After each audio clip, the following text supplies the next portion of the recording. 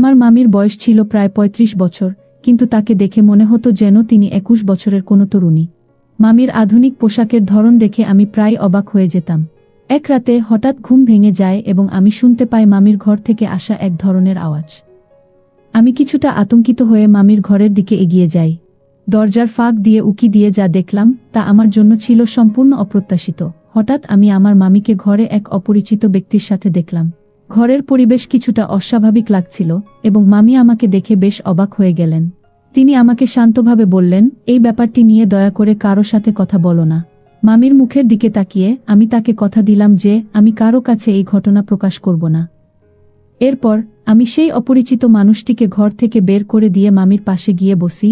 তারপর আমি মামিকে, বন্ধুরা, আজকের গল্পটি অনেক বেশি স্পেশাল, সবাই রেডি হয়ে যাও। দয়া করে গল্পগুলো ভালো লাগলে ভিডিওটি লাইক, শেয়ার এবং চ্যানেলটি সাবস্ক্রাইব করো প্লিজ। আমার মামি ছিলেন অসাধারণ সুন্দর। তার মেয়ের থেকে তাকে কম বয়সী মনে হতো। আমি প্রায়ই মামির বাসার বাজার করে দিতাম, কারণ মামা কাজের জন্য প্রায়ই বাইরে থাকতেন। একদিন মামা আমাকে ডেকে বললেন, বাবা, আমি ৩ মাসের জন্য বিদেশে যাচ্ছি। আমাদের কোম্পানির নতুন একটি প্রজেক্টের কাজ সামলাতে হবে। তুমি তো আমাদের পরিবারের একজনই, তাই আমি চাই তুমি বাড়ির দিকটা একটু দেখে রাখো। তারপর তিনি যোগ করলেন, তুমি তো আমার মেয়ের মামাতো ভাই, আর আমার দীর্ঘ সময়ের জন্য বাইরে থাকতে হবে। আমি চাই তুমি কয়েকদিন আমাদের বাড়িতে থেকে আমার স্ত্রী ও মেয়ের দেখাশোনা করো। আমার মেয়ে সারাদিন ইউনিভার্সিটিতে ব্যস্ত থাকে, সন্ধ্যায় বাড়ি ফিরে। তখন যদি তোমার মামির কোনো সাহায্যের প্রয়োজন হয়, তুমি তো আছো। আমি তার কথায় সম্মতি জানালাম এবং দায়িত্ব নিতে প্রস্তুত হলাম। আমার ভেতরে পরিবার ও সম্পর্কের প্রতি দায়িত্ববোধ কাজ করছিল, তাই চাচার অনুরোধ রাখতে রাজি হলাম। মামা যখন স্বল্প সময়ের জন্য বাইরে যেতেন তখন খুব একটা চিন্তা করতেন না, কারণ আমি সবকিছু সামলে নিতাম। কিন্তু এবার ৩ মাসের জন্য যাওয়ার প্রস্তুতি নিচ্ছিলেন, আর এই দীর্ঘ সময়ের জন্য পরিবারকে একা ফেলে যেতে তার মন সায় দিচ্ছিল না। মামার উদ্বেগ দেখে আমি বললাম, আপনার কোনো চিন্তা করতে হবে না, আমি সব ঠিকভাবে সামলে নেব। আপনার সম্মান আমারও সম্মান। আমার এই কথাটি সত্যিই মন থেকে বলা ছিল, কারণ মামা আমার জীবনে অনেক অবদান রেখেছেন। বিশেষত আমার বাবা মায়ের মৃত্যুর পর তিনি আমাকে সবসময় সমর্থন করেছেন। তবে কয়েকটি রাত মামার বাড়িতে কাটানোর পর আমি এমন কিছু করলাম যা কখনো ভাবিনি। মামার ভালোবাসা এবং ভরসার প্রতি আমি অন্যায় করলাম। আমি আমার জিনিসপত্র মামার বাড়িতে নিয়ে এলাম, যদিও মামি বলেছিলেন যে তিনি একাই সবকিছু সামলাতে পারবেন। তবে মামা তার কথা শুনলেন না এবং আমাকে বাড়িতে রেখে ৩ মাসের জন্য কাজে চলে গেলেন। মামা চলে যাওয়ার পর প্রথম রাতেই আমি ভাবলাম যে আমার মামাতো বোনের সাথে সময় কাটাবো, অনেক কথা বলবো, যাতে আমরা একে অপরকে আরও ভালোভাবে বুঝতে পারি। আমি চেয়েছিলাম তাকে আমার পরিস্থিতি সম্পর্কে জানানো, কিন্তু দেখি সে তার পড়াশোনা নিয়ে খুবই ব্যস্ত এবং আমাকে বিশেষ কোনো গুরুত্ব দেয়নি। আমার রাতে দেরি করে ঘুমানোর অভ্যাস ছিল, তাই বাড়ির ভেতর একটু হাঁটাহাঁটি করতে শুরু করলাম। মামার বাড়ি বেশ বড় ছিল এবং সেখানে 2টি অংশ ছিল। এভাবে ঘুরতে ঘুরতে আমি উপরের অংশে চলে গেলাম, যা সাধারণত কেউ থাকত না। কিন্তু হঠাৎ দেখি উপরের অংশের একটি ঘরের লাইট জ্বলছে। আমি অবাক হয়ে সেই ঘরের দিকে এগিয়ে গেলাম। দরজার ফাঁক দিয়ে উকি দিয়ে দেখি ভেতরে মামি ছিলেন। তিনি একটি লাল রঙের নাইটি পরেছিলেন এবং নিজেকে সুন্দর করে সাজছিলেন। তাকে দেখে মনে হচ্ছিল তিনি যেন রূপের রানী। এই প্রথমবার আমি মামিকে এমন অবস্থায় দেখলাম, কিন্তু এখন বুঝতে পারছিলাম মামি আসলে একজন সুন্দরী এবং জীবন্ত নারী। মামিকে দেখলে মনে হতো তিনি তার বয়সের তুলনায় অনেক বেশি সুন্দর এবং আকর্ষণীয়। সেদিন তাকে পুরোটা খেয়াল করে আমার মনে এক অদ্ভুত অনুভূতি জেগে উঠল। কিন্তু তারপরে আমি যা দেখলাম তা সত্যিই আমাকে অবাক করে দিল। মামি একজন অন্য লোকের সাথে ঘনিষ্ঠ অবস্থায় ছিলেন। তাদের দুজনের মধ্যে এমন কিছু চলছিল যা আমি আগে কখনো কল্পনাও করিনি। কারণ মামিকে আমি অনেক সম্মান করতাম, এই দৃশ্য আমাকে স্তব্ধ করে দিল। বিশ্বাস হচ্ছিল না যে মামার বাইরে থাকার সময় মামি এমন কিছু করছেন। আমি চুপচাপ পুরো বিষয়টি আমার ফোনে রেকর্ড করে ফেললাম। সকাল বেলায় যখন চাচি ঘর থেকে বের হলেন, আমি তার দিকে মৃদু হাসি দিয়ে তাকালাম। আমাকে দেখে তিনি ভীষণ ঘাবড়ে গেলেন। লজ্জায় কাঁপতে কাঁপতে তিনি আমাকে জিজ্ঞেস করলেন, তুমি এখানে কি করছো? আমি তখন আমার ফোনের স্ক্রিনে সেই রেকর্ড করা ভিডিও দেখালাম। মামির চেহারা ভয়ে সাদা হয়ে গেল। তিনি কিছু বলতে পারলেন না। আমি নির্ভয়ে তার দিকে এগিয়ে গেলাম এবং বললাম, এখন বুঝতে পারছি কেন আপনি আমাকে এখানে থাকতে দিতে চাইছিলেন না। আপনি জানতেন আমি থাকলে আপনার এসব সহজ হতো না। আপনি যে ধরনের চরিত্রের অধিকারী তা দেখে আমি অবাক। আমার মামা আপনাকে এই বাড়িতে সম্মান ও মর্যাদার সাথে জায়গা দিয়েছিলেন, কিন্তু আপনি তাকে প্রতিদান হিসেবে কি দিলেন? মামার বিশ্বাসঘাতকতা করলেন, আমি বললাম। মামি কাঁদতে কাঁদতে উত্তর দিলেন, তুমি কিছুই জানো না, তাই দয়া করে এমন কথা বলো না। তুমি জানো না যে একজন নারীর জীবন শুধু ধন সম্পত্তি নয়, আরও অনেক কিছুর প্রয়োজন হয়। একজন নারীকে সান্ত্বনা ও ভালোবাসার প্রয়োজন হয়, এবং যদি নিজের কাছ থেকে তা না পায় তবে সে অন্য কোনো উপায় খুঁজে নেবে সেই ভালোবাসা অর্জনের জন্য। কয়েক ঘন্টা আগে তুমি যা দেখেছ তা সত্য, তবে পুরো সত্য নয়। আমি তোমার মামি, ভালোমন্দ বোঝার ক্ষমতা আমার আছে, কিন্তু একজন মানুষ কতদিন তার আবেগকে দমিয়ে রাখতে পারে? অবশেষে নিজের অনুভূতির দিকে তাকাতে হয়। তবে সাবধান, যদি তুমি এই বিষয়ে কারো সামনে মুখ খোলো তবে ফল ভালো হবে না। আমি শান্তভাবে কিন্তু দৃঢ় কণ্ঠে উত্তর দিলাম, আপনিও আমার কথা শুনুন। আমি শুধু মামাকে নয়, আপনার মেয়েকেও সব বলে দেব। সবাইকেই জানা উচিত রাতের অন্ধকারে আপনি কি করছেন। মামি আমার হাত ধরে তাড়াতাড়ি নিজের ঘরে নিয়ে গেলেন। আমাকে বিছানায় বসিয়ে নিজে আমার পাশে বসে বললেন, তুমি তো আমাদের পরিবারের ঘনিষ্ঠ একজন, আমার স্বামীর আত্মীয়। আমি তোমার কাছে সত্যি কিছু কথা বলতে চাই, কিন্তু আমার মেয়েকে কিছু জানিও না। যদি সে জেনে যায় আমি খুব বিপদে পড়ব। আমার ইজ্জতের খাতিরে দয়া করে বিষয়টি গোপন রাখো। মামির চোখের জল আর অনুনয় উপেক্ষা করে আমি বললাম, তোমার এই কান্না আমার সিদ্ধান্ত বদলাবে না। তবে একটা উপায় আছে যার মাধ্যমে আমি এই বিষয়টা গোপন রাখতে পারি। মামি ভয়ে জিজ্ঞাসা করলেন, কি উপায়? আমি ধীরে বললাম, তুমি যদি আমার শর্ত মেনে নাও এবং যা চাই তা পূরণ করো, তবে আমি এই বিষয়টা কারো কাছে প্রকাশ করব না। মামি কিছুক্ষণ হতভম্ব হয়ে আমার দিকে তাকিয়ে রইলেন, তারপর নরম গলায় বললেন, তুমি কিভাবে এভাবে কথা বলতে পারছো? তুমি তো পরিবারের একজন। আমি শান্তভাবে বললাম, তুমি যদি ওই কাজ করতে পারো তাহলে আমার শর্ত মানতেও তোমার আপত্তি থাকা উচিত নয়। মামি নির্বাক হয়ে আমার দিকে তাকিয়ে থাকলেন, আর আমি নির্ভীকভাবে দাঁড়িয়ে রইলাম। আমি বললাম, আপনি কতদিন ধরে এই কাজ করছেন আমি জানি না, কিন্তু এতটাই চতুর আপনি যে মামাকে কিছু বুঝতে দেননি, এমনকি আপনার মেয়েকেও, যে আমার হবু বউ। আপনি কি কখনো ভেবেছেন, যদি আপনার মেয়ে, যে নিজে একজন তরুণী, আপনাকে এমন অবস্থা দেখত, সে কি ভাবত? তার মনে কি প্রভাব পড়ত? মামি তখন তার জীবনের কষ্ট আর কঠিন সিদ্ধান্তগুলোর কথা শেয়ার করতে শুরু করলেন, কিভাবে পরিস্থিতির চাপে তিনি কিছু ভুল পথে চলে গিয়েছিলেন। কিন্তু আমার তখন এসব শোনার বা বোঝার কোনো ইচ্ছা ছিল না। আমার মন একদম অন্যদিকে ছিল, যেখানে নিজের ইচ্ছা পূরণের তাগিদটাই ছিল সবচেয়ে বড়। মামি তখনও তরুণ, এবং তার ব্যক্তিত্ব ও সৌন্দর্য আমাকে মুগ্ধ করেছিল। তার জীবনের ভুলগুলো যেন আবেগের কারণে ঘটে যাওয়া কিছু সিদ্ধান্তের ফল ছিল, আর আমি নিজেও সেই আকর্ষণে নিজেকে ধরে রাখতে পারিনি। সেই রাতে মামি নিরুপায় হয়ে আমার প্রস্তাব মেনে নিলেন। যা চেয়েছিলাম তা পেয়ে গেলাম।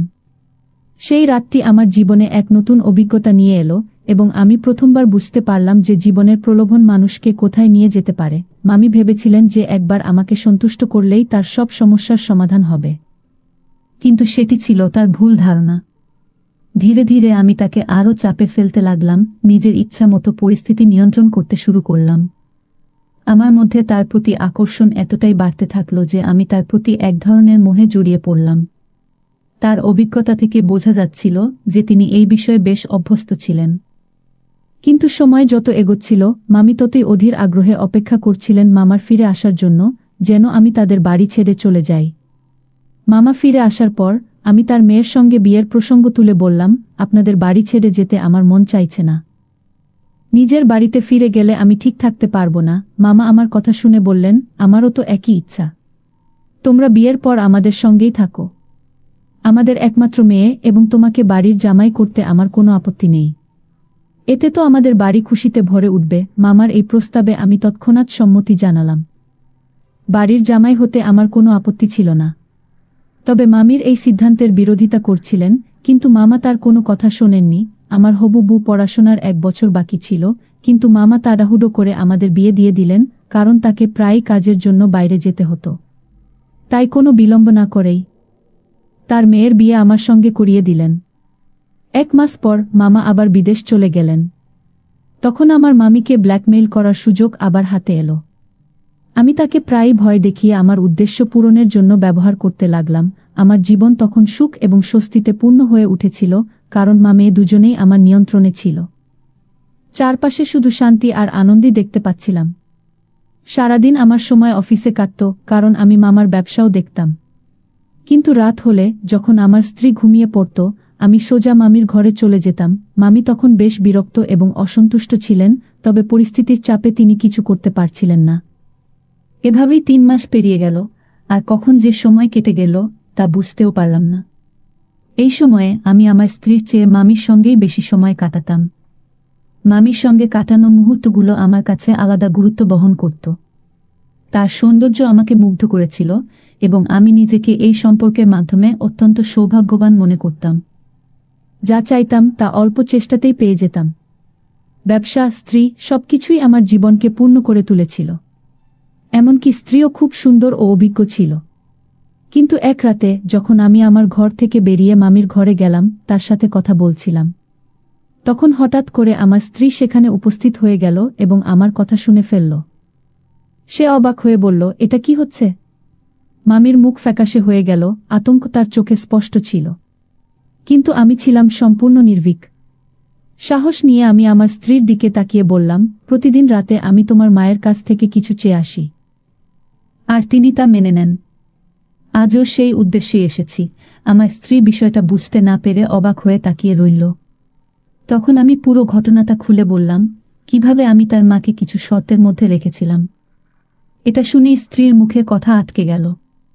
এরপর আমি আমার ইচ্ছার কথা আবারও প্রকাশ করলাম। মামি লজ্জায় চুপচাপ দাঁড়িয়ে রইলেন, আর আমার স্ত্রী তখনও হতবাক হয়ে আমার কথাগুলো হজম করার চেষ্টা করছিল। আমার স্ত্রী ধীরে ধীরে তার মায়ের দিকে তাকিয়ে অস্পষ্ট গলায় জিজ্ঞাসা করল, মা, এটা কি সত্যি? তুমি কি আমার স্বামীর এসবের সাথে জড়িত ছিলে?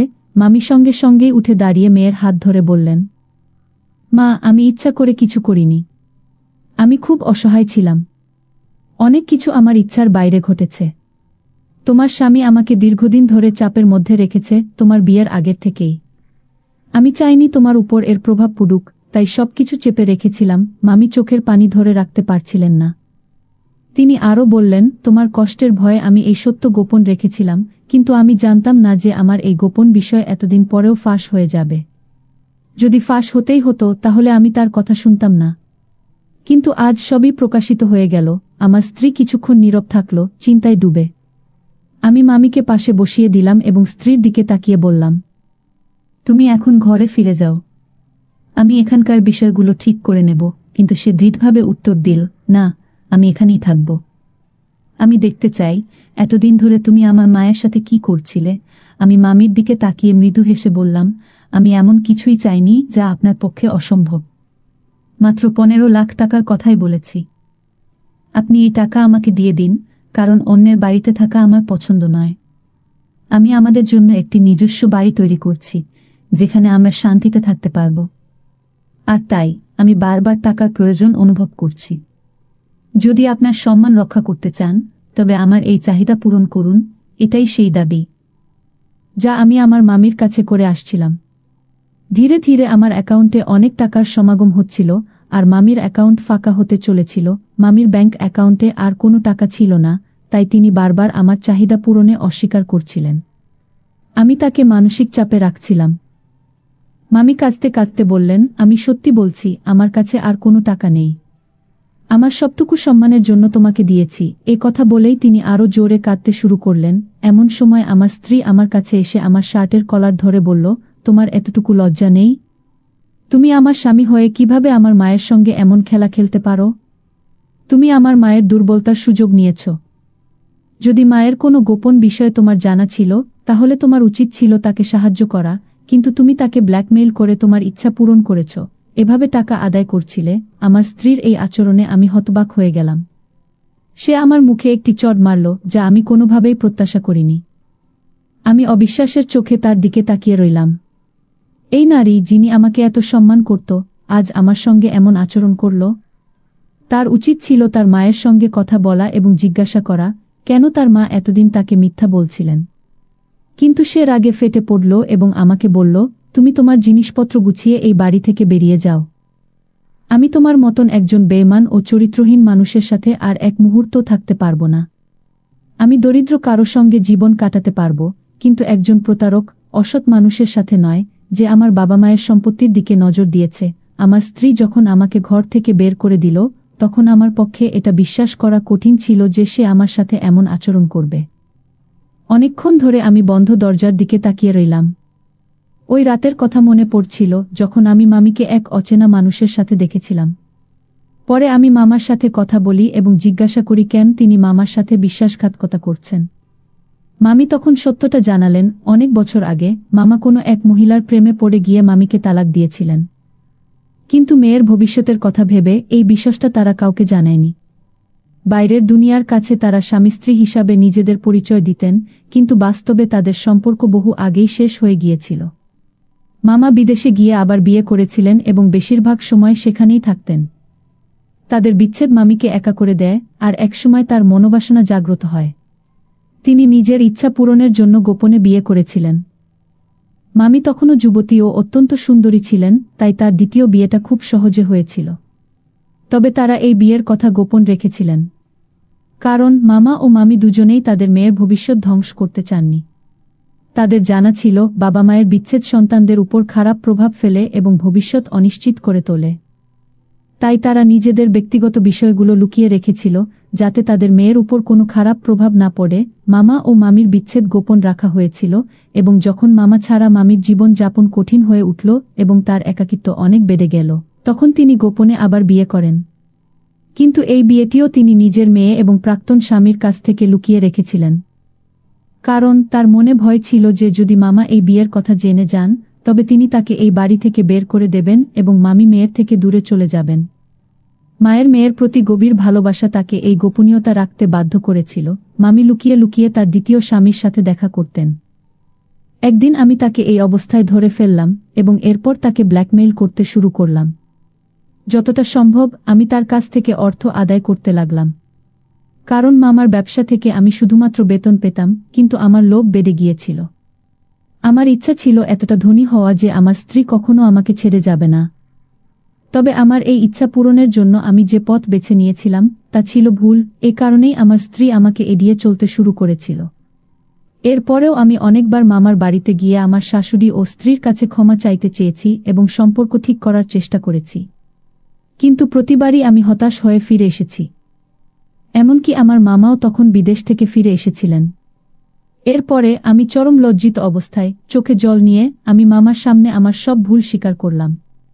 এতদিন দূরে থাকার পর আমি গভীরভাবে অনুভব করেছিলাম যে আমি আমার স্ত্রীকে কতটা ভালোবাসি এবং তার ছাড়া আমার জীবন অসম্ভব। মামি আবার বিয়ে করেছেন শুনে মামা খুব অবাক হয়েছিলেন, কিন্তু পরে বললেন, যদি আমার প্রাক্তন স্ত্রী দ্বিতীয় বিয়ে করে থাকে তাহলে এতে কোনো ভুল নেই। আমাদের ধর্ম এই অনুমতি দেয় এবং ধর্মের বাইরে কিছু করার অধিকার আমাদের নেই। আসল ভুলটা আমারই ছিল, আমি তাকে ঠকিয়ে ছেড়ে চলে গিয়েছিলাম এবং বিদেশে গিয়ে বিয়ে করেছিলাম, এমনকি তাকে তালাক দিয়েছিলাম। কিন্তু সে কিভাবে একা এতদিন এই দীর্ঘ জীবনযাত্রা চালিয়ে যাবে? তারপর মামা আমাকে হতাশ ভঙ্গিতে বললেন, তুমি তার অসহায়তার সুযোগ নিয়ে খুব বড় ভুল করেছ। আমরা তোমার উপর খুব গর্ব করতাম, কিন্তু তুমি আমাদের নিরাশ করেছ। এরপর মামা শান্তভাবে মামি এবং আমার স্ত্রীকে বোঝানোর চেষ্টা করলেন যে আমাকে ক্ষমা করে দিক। ভুল তো সবারই হয়, মানুষ মাত্রই ভুল করে, বললেন মামা। মামি তার মেয়ের সংসার রক্ষার জন্য আমাকে ক্ষমা করতে রাজি হয়ে গেলেন, কিন্তু আমার স্ত্রী তখনও আমাকে ক্ষমা করতে চাইছিল না, এমনকি আমার মুখটাও দেখতে চাইছিল না। আমি স্ত্রীর পায়ে পড়ে ক্ষমা চাইলাম এবং বললাম, আমি যা করেছি তা আমাদের দুজনের ভবিষ্যতের জন্যই করেছি। আমার এইভাবে ক্ষমা প্রার্থনা এবং অনুরোধ করার পর অবশেষে আমার স্ত্রী কিছুটা নরম হয়ে গেল এবং শেষমেশ আমাকে ক্ষমা করে দিল। এরপর আমরা আবারও একসাথে সুখী জীবনে ফিরে এলাম। গল্পটা কেমন লাগলো জানাতে ভুলবে না। গল্পটি যদি তোমাদের ভালো লাগে তাহলে লাইক, কমেন্ট, শেয়ার এবং সাবস্ক্রাইব করে আমাকে সাপোর্ট করবা। প্রতিদিন আমি তোমাদেরকে একটা করে নতুন গল্প উপহার দিব। পরিশেষে তোমাদের সকলের সুস্বাস্থ্য কামনা করি। পুরো গল্পটা শোনার জন্য তোমাদের সকলকে অসংখ্য ধন্যবাদ।